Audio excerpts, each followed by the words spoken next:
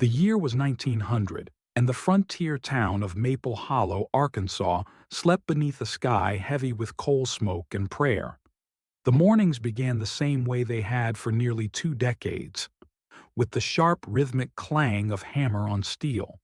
Inside a weathered forge at the edge of town, Elias Crow, a broad-shouldered man in his late 50s, worked by firelight. His hands were cracked and blackened, his face carved by years of heat and solitude. His hammer moved like a heartbeat, steady, precise, almost holy. Elias was a blacksmith of great renown. There was no man in 3 counties who could shoe a horse or mend a plow blade like he could. But for all his skill, he was a man wrapped in silence. Folks said he talked less than he slept, and that wasn't much. The children of Maple Hollow would pause on their way to school just to hear the music of his forge. They said it sounded like the earth breathing, deep, steady, eternal. Yet their parents whispered something else. Elias Crow's hammer sings to the dead. No one remembered when he last smiled. No one dared to ask why he lived alone. But everyone knew this. Elias Crow forged locks for the town cemetery, and he never made keys. It was early spring when a stranger came to Maple Hollow. He was tall, wearing a tattered brown coat, and his boots carried the red dust of faraway roads. He stopped in front of Elias's forge just as the blacksmith doused his fire for the evening. "Are you Elias Crow?" the man asked, his voice low, almost hesitant. Elias nodded but said nothing. "I heard you're the best iron man in these parts," the stranger continued, "and that you make locks that never open again." Elias wiped his hands on a rag. "That's true enough," he muttered. "Once my locks close, they stay closed." The man looked around nervously. "Then maybe you're the only one who can help me." He reached into his coat and pulled out a small, rusted key fragment. It was half melted, broken beyond repair. "I need you to make me a new one," he said softly. "A key?" Elias frowned. "I don't make keys." The man's voice trembled. "This one opens a grave." The hammer in Elias's hand slipped, clattering to the dirt floor. The sound echoed like thunder. At the north end of Maple Hollow, past the river bend and the cotton fields, lay the old Hollow Cemetery, a patch of uneven ground where the wind always seemed to whisper names. 3 graves there were different from the rest. Each was surrounded by an iron fence, locked tight with heavy black padlocks that time had not managed to rust. The graves belonged to the Keller family, Abigail, her husband Benjamin, and their infant child. They had perished in a house fire 13 years earlier. Folks said Elias himself had forged those locks.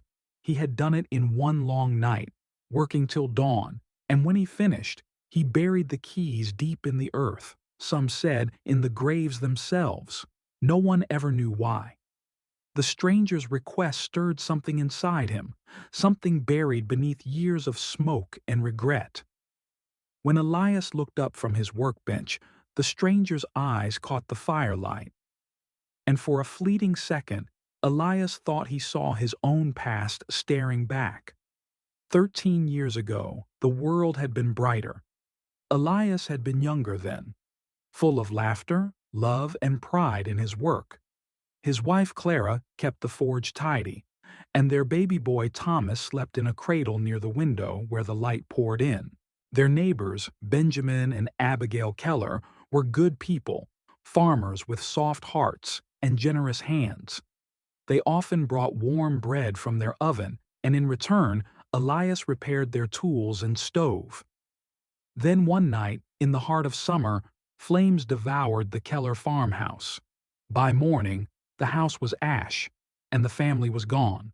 The sheriff said the fire had started in the stove, the same one Elias had repaired just a week earlier. His ironwork was blamed, his name cursed. Though no charges were brought, his reputation was burned to the ground along with the Keller home.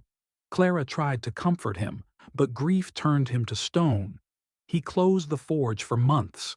When he reopened it, he forged not tools or plows, but locks, and one set he placed on the Keller's graves himself.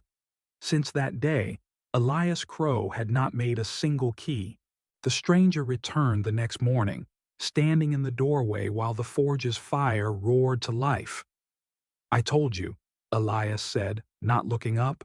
"I don't make keys." "You made the locks," the stranger insisted. "You owe it to the ones inside." Elias's jaw tightened. Some doors aren't meant to open again. The stranger took a step closer. What if they were never supposed to close? That silenced him. For a moment, only the sound of crackling coal filled the air. Elias finally asked, "What business do you have with the dead?" The man's voice broke. "One of them is my mother." Elias's heart stumbled in his chest. He set his hammer down slowly. The forge seemed suddenly smaller, suffocating. Outside, the wind carried the faint sound of the church bell. Inside, Elias's fire hissed, as if whispering something old, something buried. That night the stranger came back with a lantern and an old smoke-stained photograph. The glass plate inside was cracked, but Elias could still make out the face of a woman, kind eyes, soft smile. "This was her," the man said, his voice trembling. "My mother." Abigail Keller Elias looked at him, disbelief warring with guilt. "That can't be." "The baby? I was that baby," the man interrupted quietly. "I survived the fire. A neighbor pulled me out before the flames took the house. I've been searching ever since he set the photograph on the table." The edges of the picture trembled in the light. Elias swallowed hard. "If that's true, why come here now?" The man hesitated. "Because I found something. Something that makes me think my mother wasn't dead when they buried her." Elias froze, the air in his lungs turning to stone. "She screamed," the stranger whispered, but nobody heard her. Sleep eluded Elias that night. Every creak of his cabin sounded like a cry from beneath the earth. He sat before the dying forge, staring at his calloused hands. The same hands that had built the locks. The same hands that might have sealed a living woman into her grave. At dawn, the stranger returned with a folded piece of yellowed paper. It was brittle, half-burned, a letter. "I found this behind a church wall near the Keller's land," the man said. "I think your wife hid it." Elias's eyes widened. "Clara?" The man nodded. "It's her handwriting." Elias took the paper, hands trembling. The letter read, "Forgive Elias. It wasn't his fault. They're coming for me. Tell him to trust no one." The world seemed to tilt. The walls of the forge pressed in. For 13 years, he had carried guilt like a coffin on his back. And now, a letter from the grave whispered that he was not to blame after all. That night, Elias relit the forge's fire. The coals hissed and flared as if they too remembered.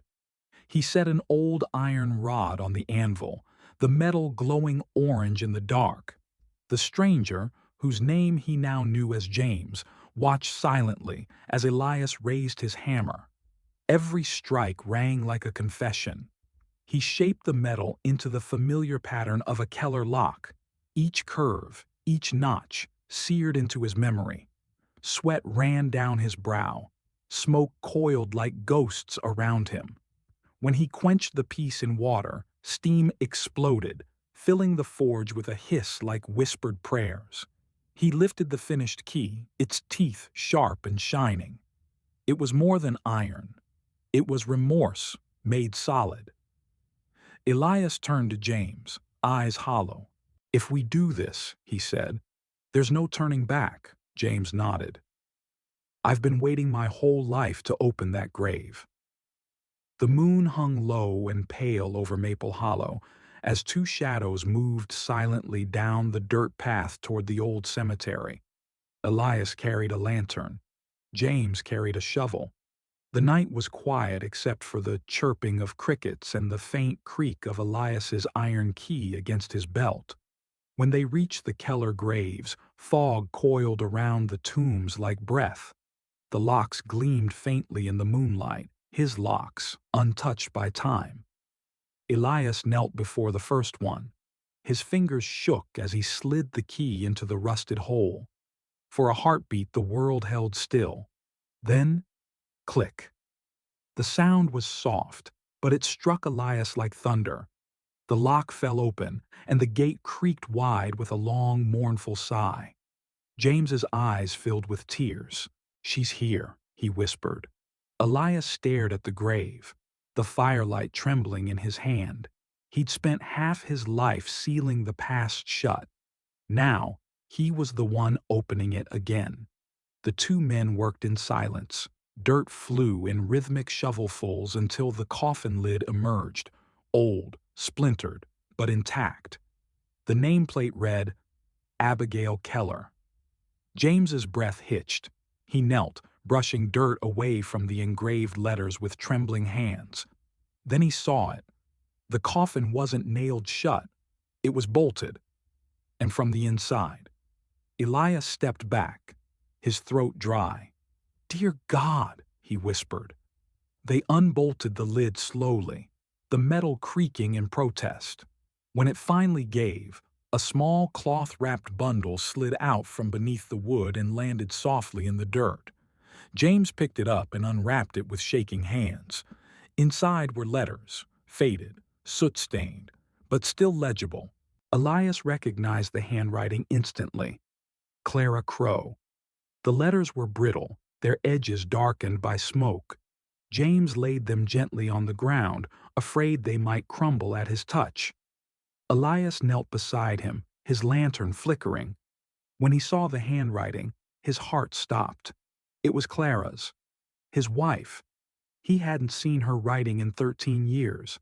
She had vanished after the Keller fire, gone to the river one morning and never returned. The town said she drowned from grief, unable to live with her husband's shame.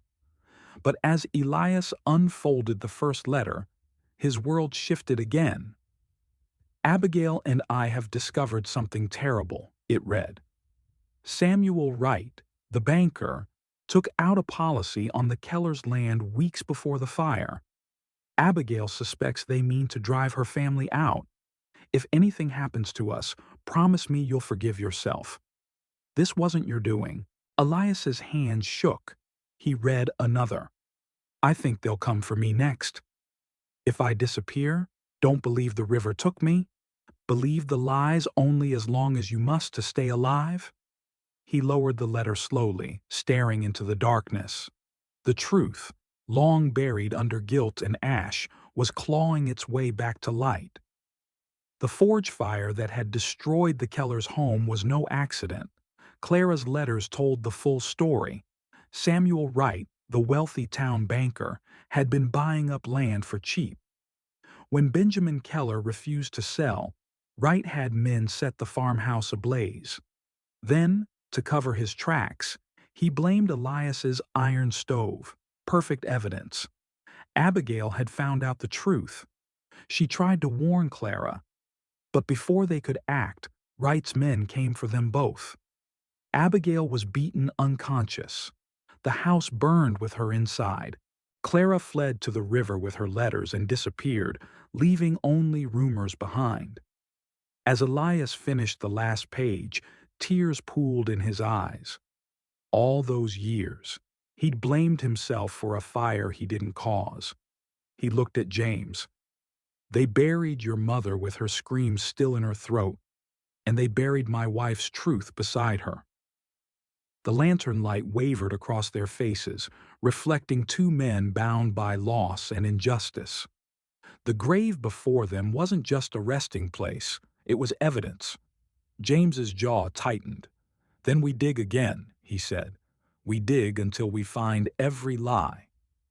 They rested at dawn beneath the iron fence, both men coated in dust and sorrow. The fog had lifted, revealing a sky bruised with red.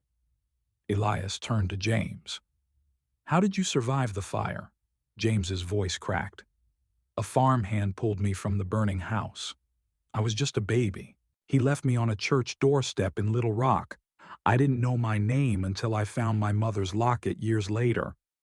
He reached into his coat and pulled out a small silver pendant, the initials AK still visible beneath soot stains. Elias stared at it, overcome with memory. Abigail had worn that very locket the day before the fire. I thought the past was dead, James said, but it's been calling me back my whole life. Elias placed a hand on his shoulder. Then maybe we both came back to unlock it. They sealed the grave again, not out of fear, but respect. Elias promised to forge something greater than a key this time, proof that truth never stays buried forever. The forge burned brighter than it had in years. Sparks danced like fireflies as Elias hammered through the night. His every strike carried purpose now, not guilt. James watched as Elias worked. "You're making another key?" he asked. Elias shook his head. "Not just a key. A symbol."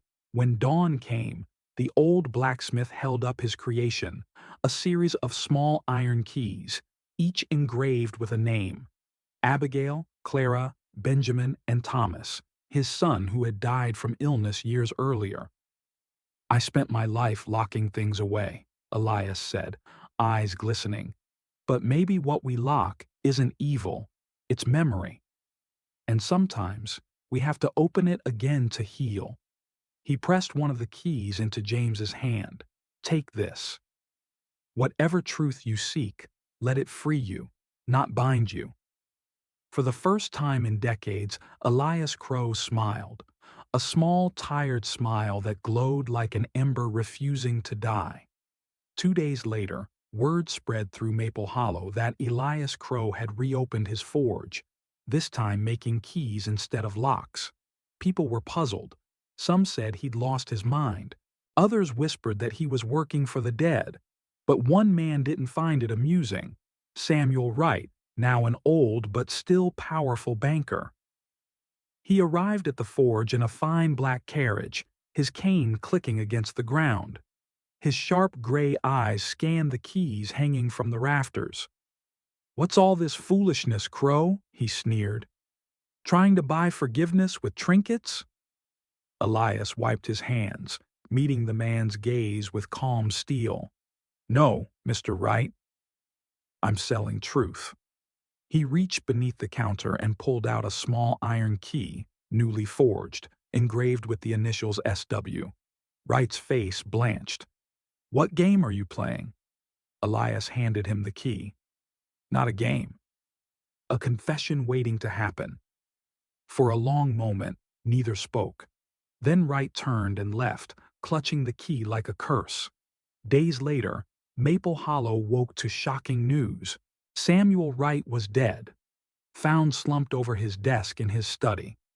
Beside him lay a letter, sealed and addressed to the sheriff. In it, Wright confessed to everything: the arson, the frame-up, the murder of Abigail Keller, and the disappearance of Clara Crow. He wrote that guilt had haunted him every night since he received the blacksmith's key, and that he could no longer live with the weight of what he'd buried. When Elias heard the news, he sat for a long time in silence. Then he whispered, "The last lock has opened." That night, he placed Wright's confession and one final key into the fire. "Let the dead rest," he murmured, "and let the living forgive." For the first time in years, he slept soundly. Wright's confession rocked Maple Hollow to its core. The sheriff reopened old cases. The Kellers' graves were rededicated, and the town gathered to honor the truth they'd ignored for over a decade. At the center of the cemetery, Elias erected his masterpiece, an iron tree, its trunk forged from twisted rods, its branches made entirely of keys. Each key bore the name of someone lost, wronged, or seeking forgiveness. When the wind passed through it, the keys chimed softly, like whispers of peace. The townsfolk called it the Tree of Reckoning. People began visiting it to leave letters, prayers, and tokens of grief. Mothers wept, lovers reconciled, and children learned that even the hardest iron can be melted by truth. For Elias, the sound of those keys was more healing than any sermon. Years passed, and winter returned to Maple Hollow. Elias had grown frail, his once mighty arms thin, his hammer strikes slower. Yet he continued to work. One morning, James found him asleep at his workbench, the forge cold. In his hand was a small, unfinished key, simple, delicate, and unlike the others. It bore one word carved into the metal: Clara. Elias Crow had died peacefully, a faint smile resting on his face, as though he'd just seen her again. The people of Maple Hollow mourned him deeply.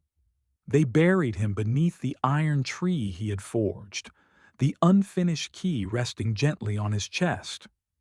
James stood at the graveside, tears streaming down his cheeks. "You unlocked more than graves, old man," he whispered. "You unlocked hearts." A year later, on a quiet autumn evening, James returned to the cemetery. The iron tree stood gleaming in the sunset, each key singing in the wind. He knelt beside Elias's grave, brushing leaves from the mound. The small key marked Clara still rested atop the stone, untouched by rust or time. Curious, James lifted it and turned it over in his palm. The back of the key had a faint inscription he hadn't noticed before, a small arrow pointing downward. When he examined the base of the iron tree, he saw a hidden slot carved into the trunk. Heart pounding, he slid the key inside. It fit perfectly. The metal groaned and clicked. A small drawer slid open from within the tree. Inside was a folded note in Elias's handwriting.